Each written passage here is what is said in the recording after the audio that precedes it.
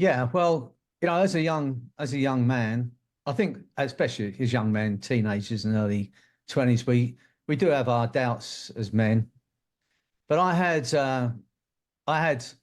the normal kind of internal dialogue going on whenever a business opportunity came up or anything that's going to put me out of my comfort zone.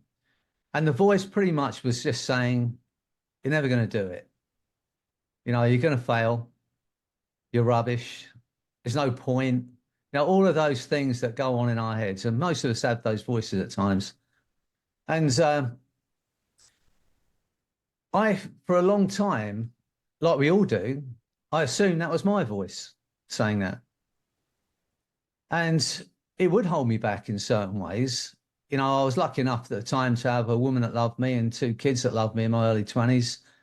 And so, with that in mind, I would take chances I wouldn't take otherwise because I knew whatever happened, I had a woman that loves me and two kids that love me. So I could pretty much attempt anything. But that voice was always there. You're never going to do it. You're always going to fail. You're never any good.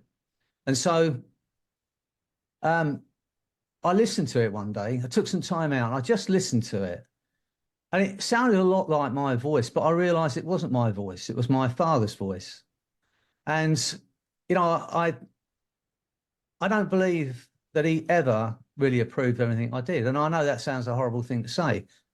And my dad died last year. He was 97. And I'm sure throughout his whole life, I don't believe that I ever heard him say that he was proud of me or anything else, which is pretty sad.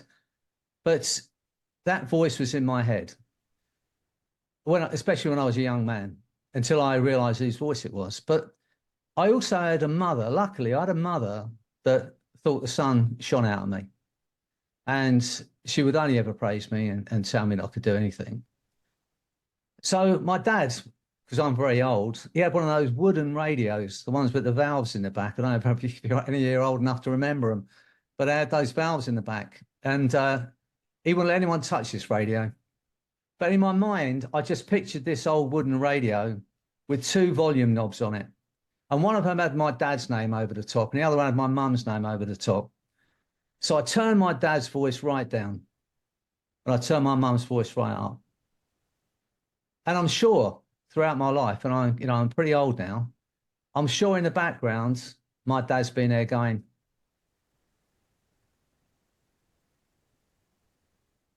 but I couldn't hear him. And so just by changing that in my mind, it changed the way I thought. So that's what we're going to be talking about tonight. And, I know it's a cruel thing to say, but it was true. And that's how I've lived my life like that. So we have to look at that voice, listen to it. That's what Nick's going to take you through. And just listen to that negative voice. If you have a negative voice in your mind, listen to it, see whose voice it is. And chances are it won't be yours. So have a listen, and we're going to change it throughout this evening.